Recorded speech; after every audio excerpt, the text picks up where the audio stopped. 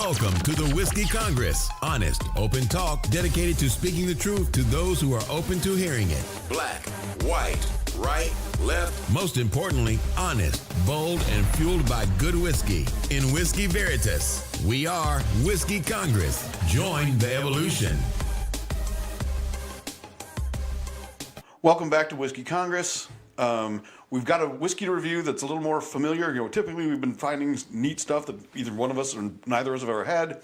Today we're going with one that we've had a few times together and separately. Oh, have we now? We have. So we're reviewing Jameson Irish Whiskey, just the standard offering. So I drink a ton of Jameson with you. It's kind of our standard pre-show shot when we do shots. It's a nice, mild, kind of sweet whiskey. I give it an 86, which is in no way meant to be an insult. But the thing I love about Jameson is I don't mind sipping it, and I feel no guilt just throwing it down. Well, it's funny that you say that because that's exactly how I describe it. Is that it is, it really works as both. It works as a shooter. It works as a sipper. I give it an 88. Oh wow! Okay. I think because the flavor of Jameson maybe kind of gets lost in the mix sometimes. Maybe because I'm slamming it down every time I drink it. Yeah, well, it does. So many people just order it as a shot, or it gets mixed in with, Bailey's and Jameson and coffee, or, there's a couple, ways to mix it. Including ginger ales. Right, well, ginger ale, and you could make yourself a leprechaun and all these other things. But what is a leprechaun? Okay. But the thing about it, though, is that when you sip it, there are some flavor notes that actually do stand out. It's like you said, it is sweet. There is some honey. It's buttery. It's soft. There is some oak to it, but the oak doesn't overpower it, and so It's got a good balance. And it actually is a good quality tasting whiskey, all in all. My one of the biggest drawbacks for it for me is that there's no age statement, and it's 80 proof across the board all the time.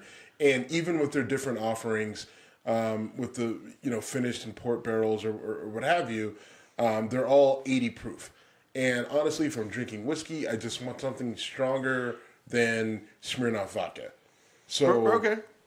Yeah, and that's my personal preference. But the annoying thing about it though is that I want it to be stronger than 80 proof, but I want it to taste like it's 80 proof, right? Like I don't want to get punched in the face by alcohol, but at the same time, I don't want to have to consume, more than one or two to actually feel the effects. So, go figure. But that's why I give it a slightly higher score. I give it an 88 because the taste is actually it is good when you stop and sip it and you don't slam it down as fast as you can, which you've seen me do countless times.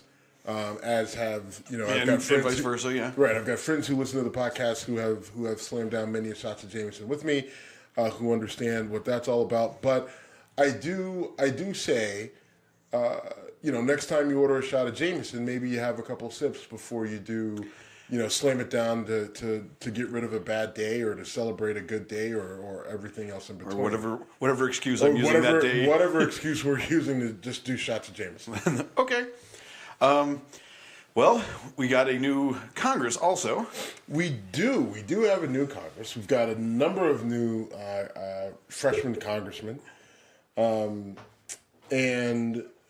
right out of the gate, we've got some fireworks.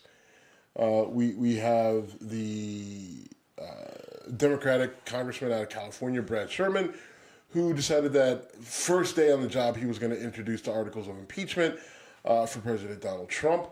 And then you've got Rashida Tlaib out of Michigan, who, was at a party a few nights ago and says, gives this impassioned and bolden speech where she finishes it off with, "We're going to impeach that motherfucker." Right. And, which makes me wonder how many shots of Jameson she had by that point. Right. Like, I feel like Jameson was involved in her night, which, well, good for you. Although I believe she's Palestinian and Muslim, and so she perhaps does not drink. Maybe there was none for her. But this to me is where this is a concern of mine with the Democrats and the left right now, is that they're just not going to be able to resist to the urge to follow the pack, right, and take that pack mentality of resist Trump at all costs, get rid of Trump at all costs. We don't like him. He's not what we particularly stand for. So the only way we can even deal with him is to remove him from office. And we don't care how we do it. We know we have this thing called impeachment. So let's just use that and start over. Right? Like completely ignoring pretty much every legal process, every sensible argument. It's just upset because they lost an election that they thought that they were going to win. Upset that they don't like the guy on so many different levels. And so because he says mean things on Twitter and he's not nice, that we're going to impeach him. And what's funny is if you're going to impeach Trump, right, and you're going to successfully impeach him, which means you start the Articles of Impeachment in Congress, right, which is initially your indictment, and then the actual trial happens in the Senate. If you're going to do that successfully, then you're going to need, I want to say 67 senators. Well, yes, you're going to need 67 senators, but another vehicle, like a key vehicle that you're going to need in order to get that conviction is this Mueller probe that was begun by, congressional Democrats. Right, that demanded that this happen, right? Like, so... The Mueller probe was a special counsel. Is that... I don't know. Okay, sorry. I didn't know that was actually the trigger for it. I thought it was Department of Justice. Right. I think the House had its own investigation, and that kind of got shut down, and that may start again. But I thought the Mueller probe was independent of Congress. I thought. I could be wrong. So, thanks for that input. It is incorrect. Okay. But we've got Congress who is willing to basically step on their own feet at this point in time, right? Step on their own tongue. In football and in the locker room, it's the coach would say, "Step on your own dick." In order, because they're just so blinded by their disdain for Trump, right? And here's the thing. If you're smart about this, you let the Mueller probe play out. Right? You let him get all his ducks in a row. You let him finish it whenever the hell he's going to do it. His grand jury just got extended by 6 months. Right, because it was supposed to go for 18 months, and now it's we're coming up on that deadline, and so he's got another 6 months. So part of me just says, Mueller, just hurry the fuck up. Come on now. But part of it is that he's bringing a number of these witnesses and these different players are being sentenced, and from those sentencing hearings, additional information is coming out. He's chasing that information down, which leads me to believe that while I would love for this thing to wrap up and come to an end, it doesn't seem like it's going to end anytime soon. And so any of the chatter that you hear that, it's all going to, it'll all be done before opening day, I don't think that's accurate and or true. And I feel like this is going to extend on probably at least into the fall. So we've got a fair amount of time. But the reason why this is critical is that, listen, as a Congress, if you want to impeach him, then why would you start an additional investigation into Trump, which is what impeachment would be? Right. While an investigation of him is already going on, and you've got witnesses who have already made statements, right? So now what you're going to do is basically you're going to have parallel investigations going on, witnesses giving statements, and what happens is what would be the worst nightmare for a prosecutor in this scenario with parallel investigations?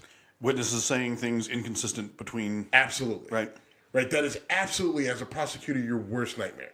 Right? Like, so what you don't... Because as soon as you do that, guess what? You're no longer a credible witness, right? So that means witnesses fall apart on Mueller's side, and then witnesses fall apart on what Congress is trying to do, right, in terms of impeachment. And guess what? You make Trump a more sympathetic character, and not only do you lose this whole impeachment nonsense, right, you probably end up pushing Trump into the presidency in 2020. Another I'm not going to disagree with any of that, but another aspect of this that gives me concerns is the Democratic Party is in no way united in. There's a pack of Democratic congressmen and women who like this Brad Sherman guy are just gung ho, fire up the papers, let's get this party started. And then there's a bunch of more practical, logical, maybe longer term. Go ahead, pour your soda water. Longer term Congress members who are going, whoa, this is not going to work. This is a possibly political suicide. It's certainly going to. Well, you know who the key is there? Who? Nancy Pelosi.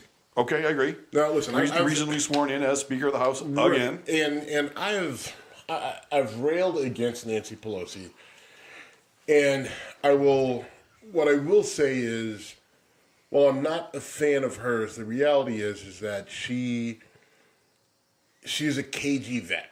Yes, and she knows her way around the political arena, and she's not going to be bullied or manipulated by Trump. It's just not going to happen, and he doesn't. There's not a lot that he can say about her that's going to hurt her, right? Like, his base will believe anything that he says, right? I mean, he'll throw whatever out and they'll support it and defend it and whatever. But in terms of, people in the middle who are kind of on Trump and, obviously your people on the left, like, he's not going to change their view of her. And she's been doing this long enough to where, and we're seeing it already, where she's just not going to kind of cave just because he's throwing these things out there, right? Like, she understands, she understands the logistics. She understands what the procedures and the processes are, right? So Trump can say, well, the shutdown is I'll extend the shutdown for months, years even.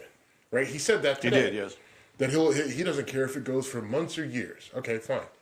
And that he could declare a national emergency and just build a wall because it's a national emergency. Well, who has the power to issue a national emergency in the United States? Is it just the president, or is it the Congress? It's Congress. Okay, it's got to go through Congress. They got the power of the purse. Right? True. Like, so she looks at that and she sees those things and she hears these threats. They don't faze her because she knows that it's bullshit. Right? You could try it, but she's just going to shut it down. Right? So that's where his inexperience in politics and in government are hurting him right now. Right? Because he doesn't understand these things, and he's got Nancy Pelosi and Chuck Schumer, whether you like them or not, they've been around. They understand the very basics all the way to the more advanced levels of the game. And this is where he needs certain people around him, right, to kind of rein him in yeah. And say, listen, before you go out and just run off and say this and do that, but all those people are gone, right? Like, so now he's kind of out there on an island with a bunch of yes men who will, say whatever he says, they'll just, yeah, that's a good idea. Let's do that. And we'll see where it gets him. So from a political angle, I think Nancy Pelosi was the one and only choice for Speaker. She was, and I didn't want her to be, but I didn't have anybody to replace her with. And she's already the villain, right? Yeah. From the right's perspective, they have said anything and everything you can say about Nancy Pelosi, and they'll repeat the same old stuff. But she is, next to possibly only Hillary, and Obama, the most vilified person, from the perspective of the right. And it's already done. That's played out. It's nothing new coming from that. So if the Democrats would have thrown, one of these freshmen out there, or some young person who's idealistic and there to impeach, it would have probably been a fucking disaster from the word go. Right. They would have been immediately attacked. It was the right call. She's already been in a position before for an extended period of time, and she's just got that hardened shell where you're not going to be able to penetrate it. Right. People will say, "Oh, well, one of the biggest knocks on her that they have is that, she requested a private jet and spent all sorts of taxpayer money. Yes, she did. That's bad. Definitely would prefer if she didn't use private jets with, loaded up with booze and food. But at the same time, I'm thinking maybe a run for Congress isn't so bad. And shit, I mean, if that's the case, then I'll be one of her interns. But I just, I don't know. Obviously, she's the right choice for the job. And she's ready for a fight with Donald Trump that I don't know if he's fully prepared for, right? Like the Trump, the people that are pro-Trump 100% will say he's prepared for any and all fights, and he's playing 3D chess and blah blah blah, right. Yada yada yada. Maybe we'll find out. This is an arena that he's only been in for really like 2 years, and just because he knows people and he's paid a lot of money doesn't mean that he's actually played the game. It's one thing to watch an NFL game from the sidelines. It's a whole, or from the stands. It's a whole other thing to be on the sideline, or in the field. Either calling plays or coaching and making changes, or being actually in the field and playing. And Trump is now in the field and playing with people who have been doing this, for a hell of a lot longer than him. And you're not going to convince me that his IQ is that high and it's higher than anyone else's that he's going to be going up against. So again, like I said, we'll see how this plays out, especially as it pertains to the shutdown on the wall. He's got some we as a country. I'm not going to place the shutdown on Trump. I'm not going to place it on Democrats. I'm not placing it on anybody because it takes two to tango. All right, you will. That's fine. But it takes two to tango. You've got a president who's steadfast, who says we have to have the wall for Homeland Security. You've got the other side, his opposition, that's saying we can open the government, we can continue negotiations about this wall down the line. There's money already appropriated that needs to be spent, that we can begin to address some of these issues. And I think there's other things that could be done, right? Like what about DACA? No one talks about DACA anymore, True. Right? But DACA, what that would have done, what that does is DACA with the path to citizenship kind of resolves some of the issues that we have with people who have overstayed visas and children that were born here through parents that came here illegally and were born, like the whole thing. So that solves and resolves a lot of issues for some of the immigration, right? Mm-hmm. So if you swap that out for the wall, right? And again, like, I don't think that the wall is a great solution to anything. I think the wall is a campaign promise and it's symbolic, but it's not necessarily the actual answer that the president says it is. But I'm willing to give it up. Others are not, right? And I am not. And I guess the one question that I have yet to hear a good answer to is why this is the hill that the progressive left is so adamant upon dying on. Well, I have a few reasons for digging in on this one. One of them is the whole concept of building a wall across the entire southern border of the country is just fucking dumb. It's just dumb. But if you let's say what if we remove the idea of it's a concrete wall from, the edge of Tijuana all the way to, Georgia, I guess? Or I don't even know. I mean, the Mexican border ends with Texas, I think. Yeah, right? I mean, okay, so fine, whatever. And this is, bad geography on my part. Right. But let's say if we said, okay, fine. I guess it's hard for me to say. I mean, listen, does it help? Maybe a little, right? And is it a waste of money? Probably. Yes. Let me help you with that. Yes. But here's where you and I totally split. The idea that we waste money all the time, so let's waste $5 billion more. I just don't sign on to that. And I get your point. But I just don't sign on to it. And it could. Listen, it could help. But it's and here's the other thing. Hold on, I got completely off my point. The reality is that whatever Trump is saying, right? It's different than the reality. The reality is that it's not going to be a concrete wall from fucking Tijuana to El Paso. Right. Right? And I feel like El Paso is a little bit short. It is, but I'm okay, gonna you not get do my that. point, right? But it's not going to be a concrete wall from California to the end of Texas. Right? Like, it's going to be, like, the wall, it's going to be a fence, it's going to be a wall, it's going to be nothing, it's going to be Border Patrol agents, it's going to be drones, it's going to be landmines, I don't fucking know. I mean, it's going to be a lot of different things. What do you mean, wow? Landmines? Where do people blow up as they cross the border? Oh, are you not familiar what surrounds fucking Gitmo? Well, Gitmo's a bit of a different situation where in... Pardon moi? Gitmo versus the Texas border? Yeah. I think we... first of all, I'll pardon your French. No, I don't think that's an apples to apples. Why?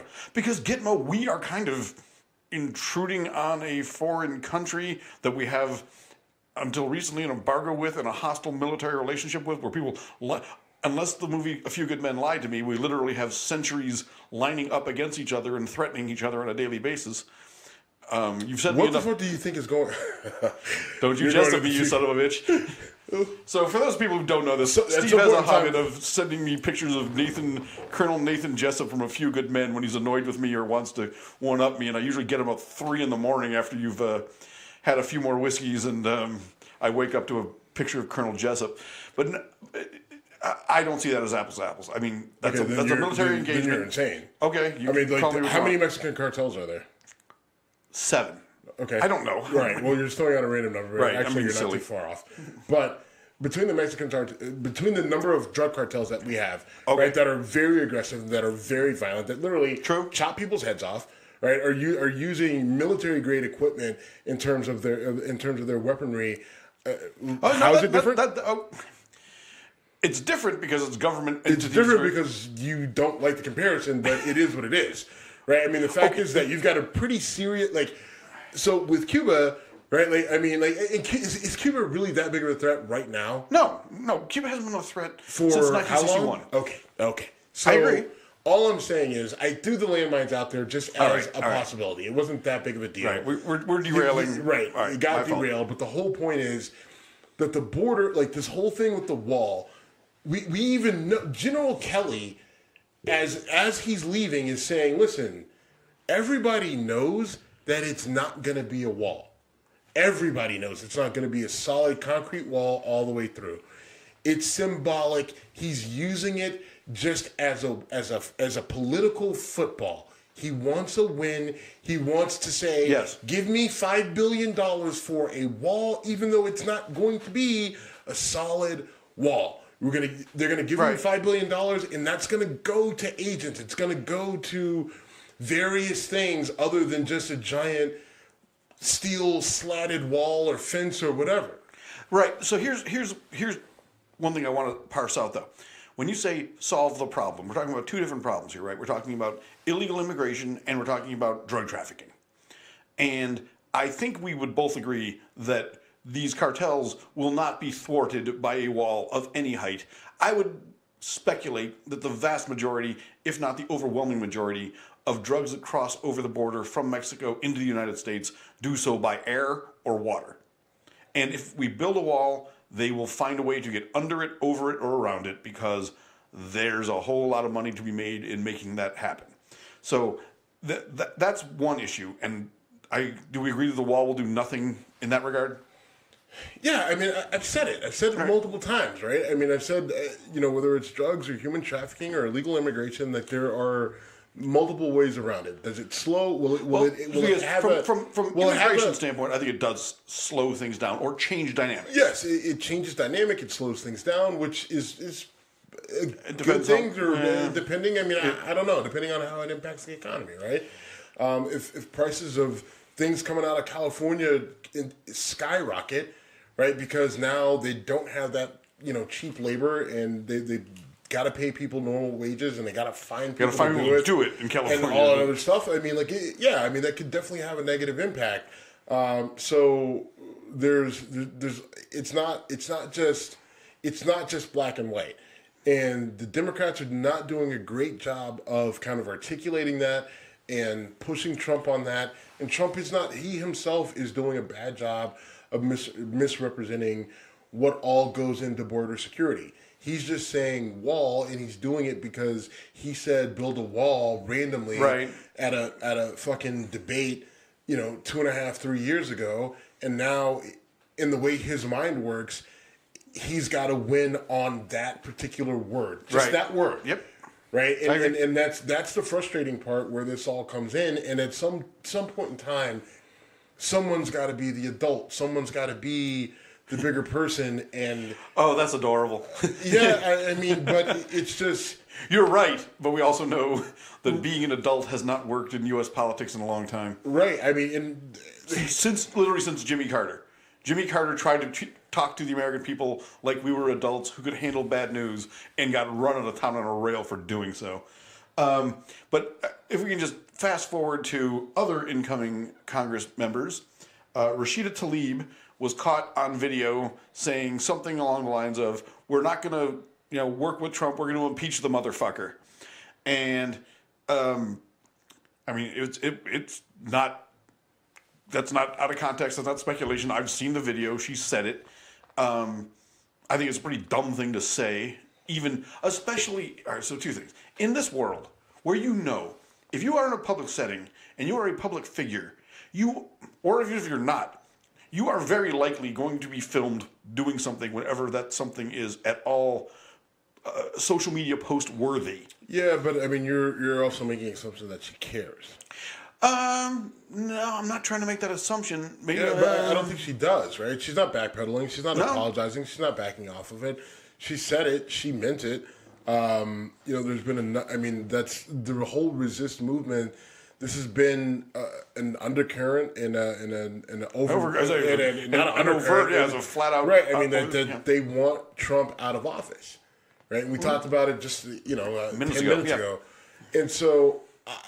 I don't think that this was she didn't mess up in her mind because this is how this is the agenda, right? Like she's putting it out there. There are some Democrats who are, like a Nancy, and this is where Nancy Pelosi comes in, and where she's very beneficial because she understands that that's a bad play. Let's impeach. She knows that 100%. Now, if something happens with this Mueller probe where he pops out and is just like, oh, by the way, I've got recordings with Trump with Putin in 2014, plotting and scheming on how they were going to overtake the presidency, and Russians were funneling money into Trump's hotels and condos that were failing and going bankrupt and blah, blah, blah, and Trump was able to pull money out. And, okay, if that happens, then... Now maybe impeachment all of a sudden is back on the table, but Pelosi there has to be a cause. But Pelosi isn't betting on that. And right? She's not. She knows. I have a feeling that she's got a good idea that that's not coming. So, but in order to just keep the resistors at bay, she's saying it's on the table. And what she's going to do is when Mueller comes back and says nothing definitive, right? He's going to say, it was cloudy, it was messy. But we've got these indictments, we've got these guilty pleas, we've got these sentencings, we've got this, that, and the other. And these are some things that we should change to avoid this from happening in the future, right? Which all of that says nothing about Trump and collusion and conspiracy and blah, blah, blah. Then Pelosi is going to go ahead and say, okay, as a party, right, even though that Tom Perez is the DNC chairman, right? She's going to say, as a party, we're done with impeachment. Not happening. Get over it. Right. Right? Now, we have to figure out how we beat him in 2020. Right? And so now we have to badger him with policies, and we're going to lay policy after policy after legislation on his desk. Things that we know that have bipartisan support, and we're going to do it over and over and over again. And he's not going to sign them because he's a brat. Right, and then unless maybe he flips, maybe he recognizes where he, dodges the bullet with the whole impeachment thing and says, okay, now that that's all over, now I'm willing to work with you guys. But I don't think that's how he's going to behave, and so they're going to throw these things on his desk, and then that's how they're going to attack him. So you said a minute ago, like if the people in Congress would act like adults, we'd be better off. You want proof that they can't do it? Most of the right-wing media and most of the right-wing Congress is responding to this woman saying we're going to impeach the motherfucker by saying that language is unacceptable, it's offensive, it's whatever, and fuck off. I mean, we're adults here, and the fact that we're going to get offended by words. Yeah, and let me finish. Democrats did the same thing when Trump called countries shithole countries. I mean, I think I don't remember who it was, but one Democrat said something like, that was the most offensive language I've ever heard. I'm like, all right, if that's true, right, then you shouldn't be in Congress. Right. Because if the word shithole offends you so much that you can't function and do your job, you're not qualified. So this is proof that we have bipartisan childishness and bullshit, and that will rule the day. I'm disappointed to say, but I doubt you'll even push back on me with me on that one. No, I won't. I mean, it is ridiculous. But you know what's even more ridiculous? What's that? All right, first of all, let me start this off with, so on this show I've made it very clear I'm not a huge fan of Alexandria Ocasio-Cortez. I'm not a fan of hers. You've been very clear, yes. I thought that she's put some, irresponsible and ill-informed information out there. But that being said, probably a couple of weeks ago, I just had a little bit of an epiphany on her. She's young. I think she's 28, 29 years old. And she's the youngest woman elected to Congress. And while I'm big on, holding everyone to the same standard, and keeping people accountable, the fact of the matter is that she's very young in a big role. Very young in a big role. And so I need to balance out criticism of her, like I'm criticizing her like I would criticize a Ted Cruz. Or I'm criticizing her like I would criticize even a Beto O'Rourke. And I don't think that's necessarily fair on my end. So I'll recognize that. I think that some of the information that she does put out there, I think that she does it needs to be better. She needs to tighten it up. There needs to be... I mean, she's misspoken a few times. Do we really know that that's her baseline of knowledge, or I think she just spoke poorly? But I mean, here's the thing. Like, you're a congressman now.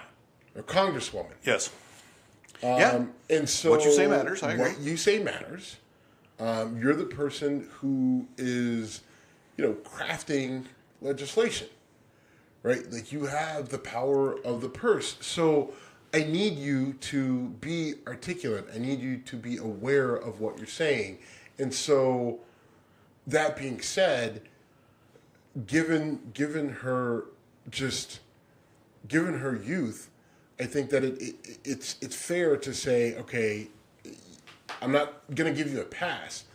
I'm still going to call you out and say, this is inaccurate, this isn't right, this doesn't make sense, and that will never work. But I'm not going to say she shouldn't.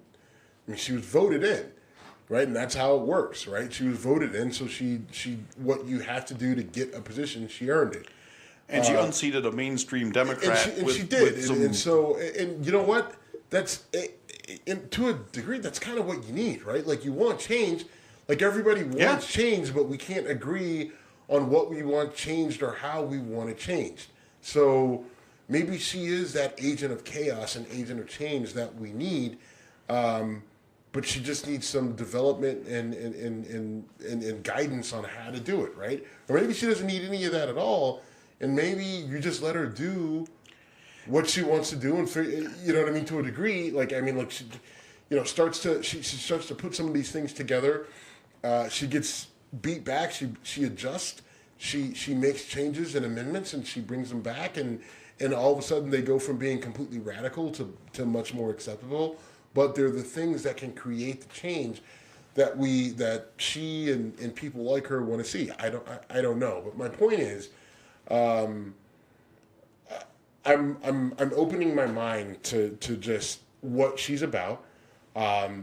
I'm still very willing to be critical of her when she throws shit out there that should be criticized. But what I won't stand for are people attacking her for bullshit. Okay. Right? And she is polarizing, right? I mean, she's very polarizing. I mean, it's remarkable, and I realize, I'm like, listen, you're on the wrong side of history with this. Right? Like, because I think my criticisms were legit, but I think I was going over the top. And so I need to scale it back and kind of look at her and look at it from a whole. And so, fine, I'll attack the policies without attacking the person. But conservatives have said, fuck the policies, we're just going to straight attack the person, right? Right. Like she's a socialist, she's a communist. Socialist, communist, okay, fine. But they took a picture of her house, right? They took a picture of her house, and the claim is that they're alleging that she claimed she grew up in poverty in the Bronx, right? And then they're saying, well, no, you grew up in a house in Westchester, New York, which is very affluent, which is an affluent, whatever. And you went to this fancy high school, and your dad was an architect, and you're from money, and you're lying, and blah, blah, blah, yada, yada, yada. Okay. Here's the thing. She did grow up in Westchester. I think she lived in the Bronx. The family moved to Westchester. I think dad died at some point. Dad was an architect, but listen, just because you're an architect doesn't mean you make a lot of money. I work with architects every fucking day. Let me tell you, they are not all rich. All right? They are not all rich, and some of it is because some of them fucking suck. But at the same time... But George Costanza always wanted to pretend to be an architect. Right. Well, I mean, you do have some very wealthy architects, but in a place like New York City, you're going to come across a lot of architects who are not very wealthy. So the architect that asked you if you want fries with that, is that what you... Exactly. I mean, there's plenty of those. But another thing, they showed a picture of her house, and it was a fucking bungalow. It looked like it was barely, it looked like it was barely 1,200 square feet. I mean, and they're just like, this is the house Alexandria Ocasio-Cortez grew up in. Does it look like poverty to me? And I'm like, you realize that house in Ohio is less than $100,000, right? Right. Which, I mean, and that house in New York is probably $300,000, which in Westchester is fucking nothing, right? Like, I mean, that's the thing. I mean, it's fucking crazy. Like, so they put this picture up. I mean, literally, it looks like maybe a 2-bedroom house with 1 bathroom, right? Like, I mean, like it just like the any idea how many siblings she has? I don't even know. I don't know a lot about her family, and I probably should.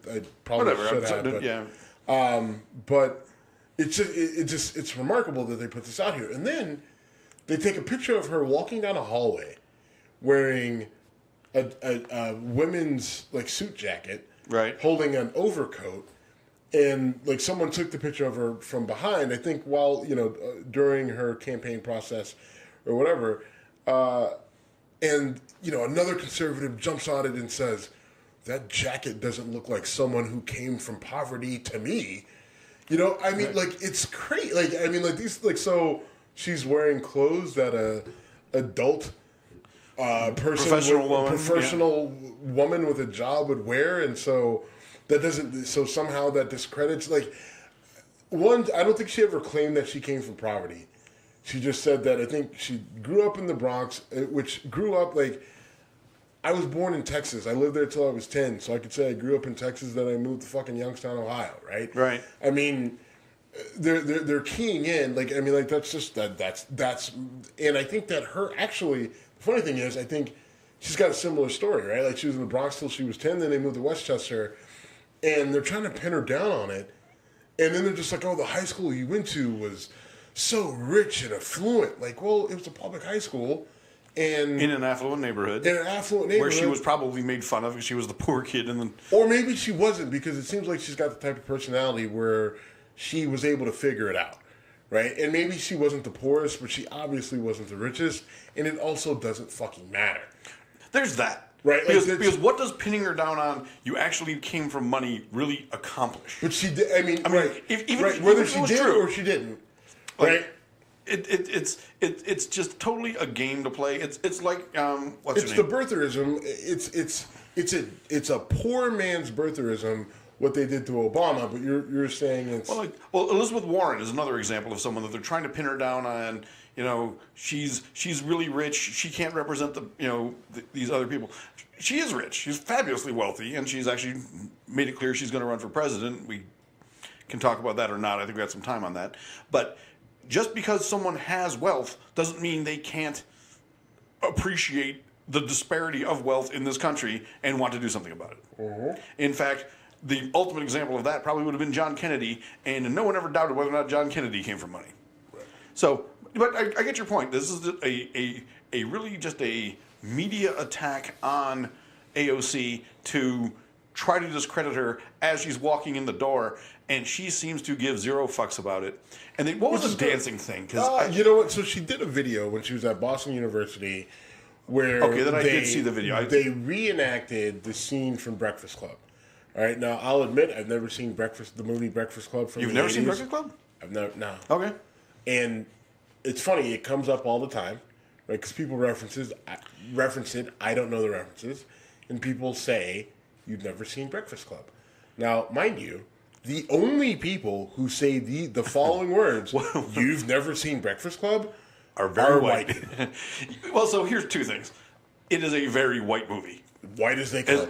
I'm not sure there's a black person in the movie. I am 100% sure there is not. The most ethnic person in that movie is Emilio Estevez, followed closely by Anthony Michael Hall. So that's how actually Judd Nelson probably, but it's so it came out when I was in high school. So it's a movie about white kids in high school, and it's all about the problems of the nerds and the jocks and whatever. Yeah. It's actually a really good movie, but I can see why it wouldn't cross your radar in particular. Right. It can't. Like I was. Yeah, you would have been 8. Right. 7. I mean, I was 8. Actually, probably 6. Right. I mean, I was in my single-digit years. Right. And by the time I got to high school, like the soup de jour movies was Menace to Society. Okay. Right? I mean... Slightly different than Breakfast Club. Right. So, sorry, I didn't catch your terrible movie. It's actually a good movie, but go ahead. So she reenacts this movie scene. Now, she's younger than you, by the way, which is kind of funny. Right. She's 28, but she went to BU. Right. And I think Breakfast Club, I think those movies weren't Chicago. in Boston? Shermer, Illinois, which is a town that doesn't exist, but a suburb of Chicago. Okay. Well, but whatever. Either way, I never saw it. I didn't even know. Like when I saw the clip initially, she's dancing like on a rooftop. Actually, I did the scene almost fire and not. Because I don't remember a dancing scene. No, no. You're absolutely. No, I remember the scene now. Yes, you're absolutely right. Absolutely right. I'm not right. Twitter's right. Okay, I'm going off what Twitter has told me. Twitter would never lie, but in this case, they are correct. I don't know. I don't know the dancing scene. I now exactly know what it is. All I know is in the library and dance. When I saw it, it opens with just a picture of her, and this is 2011 when she was at BU, and the first thing I thought was, she's pretty cute, right? Like honestly, that was the first thing, and then she starts dancing. I'm like, oh, she's really cute. Right, and then other people come in, and then I'm like, oh, well, you guys ruined it. And then I'm like, wait, why am I watching? What is this? Right? I mean, it's just like a bunch of college artsy kids dancing. Like, why is this a thing? What is this? And that was kind of my thought process on it. And then I didn't know any more of it, and I saw it from some conservative person who tweeted it, and then I responded to him like, I'm not sure what your deal is and why this is a thing, but I am very confused, and I feel like maybe I'm not, but you are. It makes no sense to attack her on that. But and so they come after her. I don't even know what was the basis of the attack.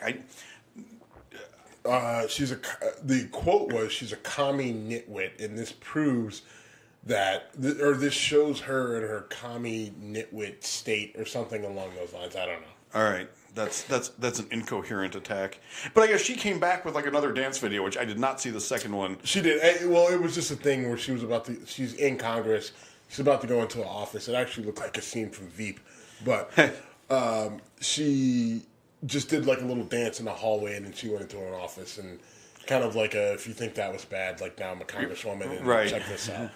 So. You know what? Good for her, though. That's something that I will give her credit for, is punching back at, this is a dumb media-based attack trying to make me look bad over something that's fucking irrelevant, and I'm going to respond by going, yeah, I did that, and now I'm doing this. Fucking deal with it. And there's plenty of Trump supporters who will say that's what he does all the time, and maybe that's why they like him. So whatever. But again, when you said if people would act like adults, we'd be better off, proof that that is not the current trend. There was one other thing from Trump that just confused the shit out of me, and that was his apparent defense of the Russians invading Afghanistan. It was a rambling. Now, let me be a little bit, defend him a little bit. That was so when the Russians invaded Afghanistan, they did create a story that I want to say they said missionaries went into Afghanistan and were slaughtered, and they used that as their justification to invade Afghanistan and literally just like shoot people who were riding on mules. I don't know if that story was ever. Oh, I think it's pure bullshit. Completely fabricated. It absolutely is. Absolutely 100% bullshit. But that was their excuse. So they had their excuse for why they wanted to conquer a very difficult piece of land to conquer, as history has proven. And they used that as their official excuse. And, being completely fair, we used the attack on the USS Maine as a reason to start a war. We used the Gulf of Tonkin as a reason to start a war. And those were bullshit, too. So I'm not trying to be completely, rah-rah America guy. But having said that, Trump gets up there and says, well, there were terrorists in Afghanistan, and that's why Russia did this. And I'm like, oh, God, dude, no. It was just bizarre. He says that Russia is no longer. Russia used to be the Soviet Union. It's not anymore because Russia invaded Afghanistan. Right. And the invasion of Afghanistan was very expensive, bankrupted Russia, and that's why Russia is no longer the Soviet Union, and they're now Russia. There used to be a lot of other countries that were a part of Russia as the Soviet Union. That's all true. Well, yeah, but it's not because Russia wasn't bankrupted because they invaded Afghanistan. Not entirely.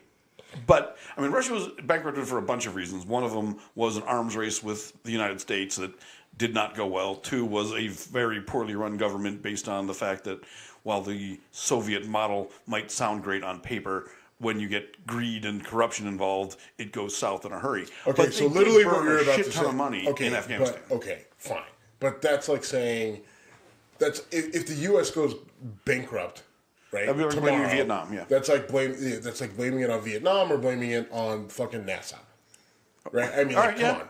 No, I agree. That's not why they went. Did Russia spend a lot of money? They sure in did. Afghanistan? Yes. Is it the reason why that the entire government collapsed? No, of course not. And the Soviet Union collapsed? Of course not. Okay, that's the key here. Let's stay on point, right? Like I don't even understand why you're trying to entertain this. I'm not entertaining. Like this of all the things where you will give Trump no credit whatsoever when he comes up with this bullshit revisionist history. Like, this is the thing that you're going to give him a fucking pass on? No, I'm not giving him a pass. Fuck out of here. I'm not giving him a pass. Yeah, you are. You literally just said, whoa. No, I'm saying, I'm putting... Go ahead, dig yourself out. I'm not taking myself out of anything. I said it's bullshit. I'm not arguing that. I am, however, saying that would be the logic behind it, that they burned a shit ton of money in Afghanistan. And they left that war because it was costing them so much and they were going nowhere. And if you let me go down this road even further, I'm going to talk about our involvement, the Saudis' involvement, and how this ultimately leads to the Taliban existing in 9/11 and all that other shit. So, that's all legit. That's all legit. That's historical fact. But his breakdown of the reason we don't have the Soviet Union anymore is because Russia invaded Afghanistan is a very, very flawed point, and the idea that that they were doing it because they were responding to terrorism is repeating Russian propaganda, period. Or Soviet propaganda, period. There was no attack on Russians by Afghans. They just wanted that chunk of land. And but does he... First of all, like now you have to wonder, who is telling him, who is giving him information? Because here's the problem. That's a good point. That's a good point. Listen. I literally think that someone. My initial thought is someone gave him like a rundown, right? Like a bullet pointed sheet. He glanced at it, and somehow what he took from it was Soviet Union collapsed because Russia invaded Afghanistan. That's kind of what I hope, right? That he saw some bullet points, right? And he took every third bullet point, and that's what he came up with.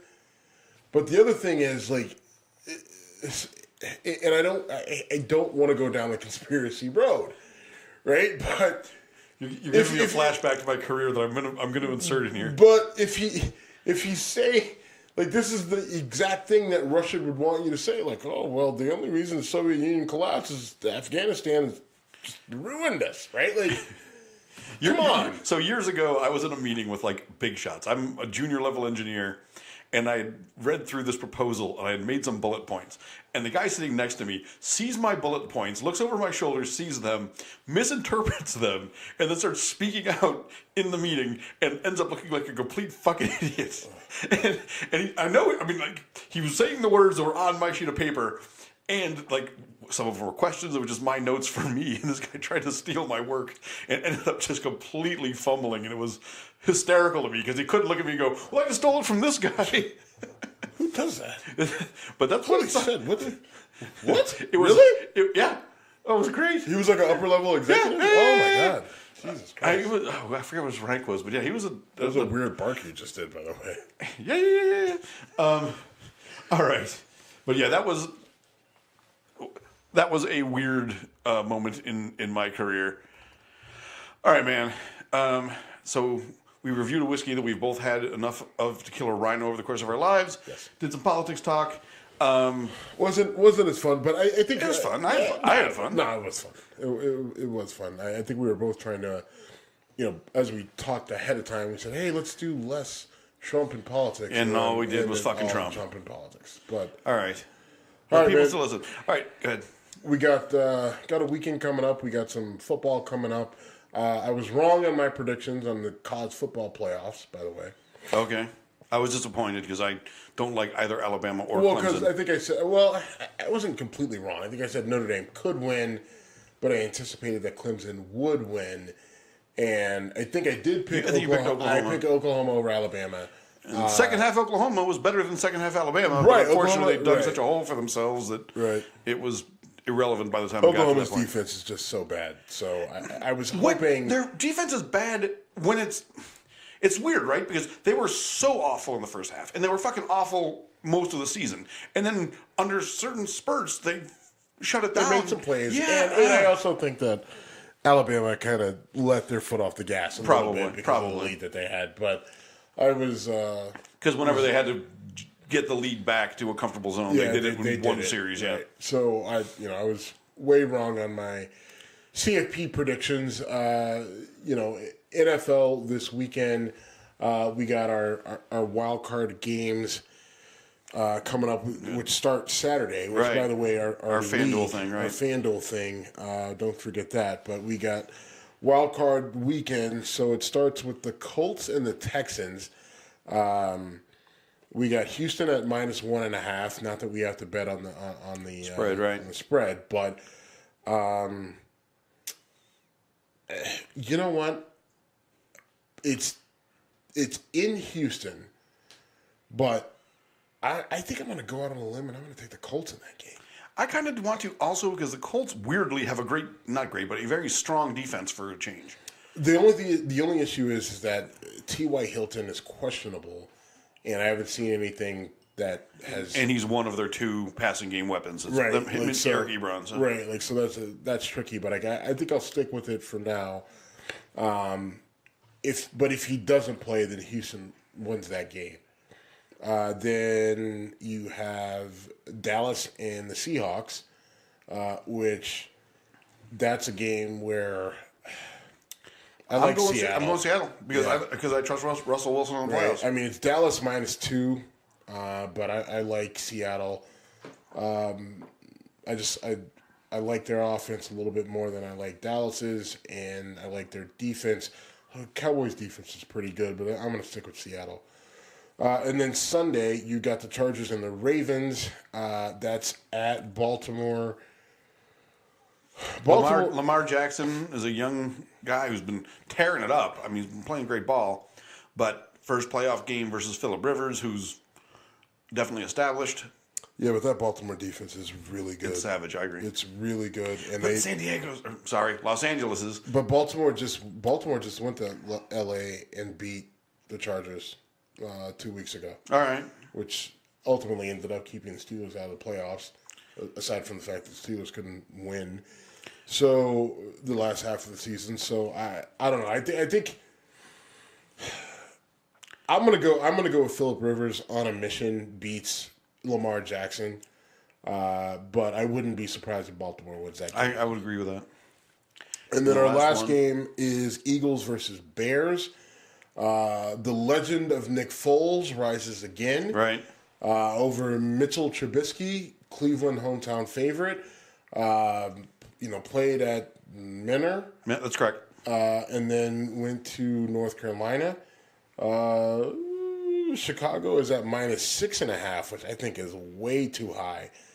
And if you don't understand lines and spreads, Chicago at -6.5 means that Chicago is pegged to win the game by at least a touchdown almost 6.5 points. Now you can't score half points, which means that Chicago needs to win by 7.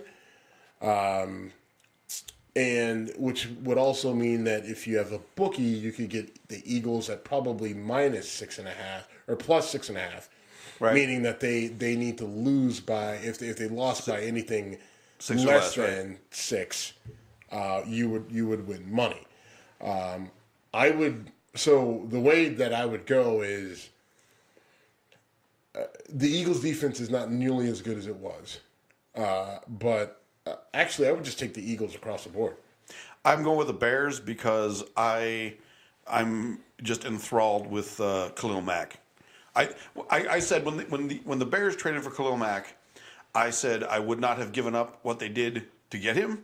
When they signed him to that massive extension, I said I would never paid that kind of player that much money. And then I would have been completely fucking wrong on both points because dude is just he changed a team in one trade. Well, here's I'm a big fan of his because he's a Buffalo. He went to school in Buffalo. I mean, I watched Nick Foles take a team to win a Super Bowl last year.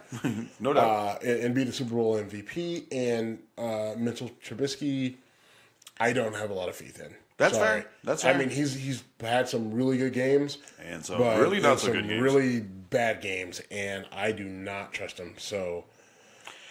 Well, there's our football predictions. You'll get to hear them as some of the games are going on. And good talking to you, brother. We'll talk soon. All right, man. Later. All right.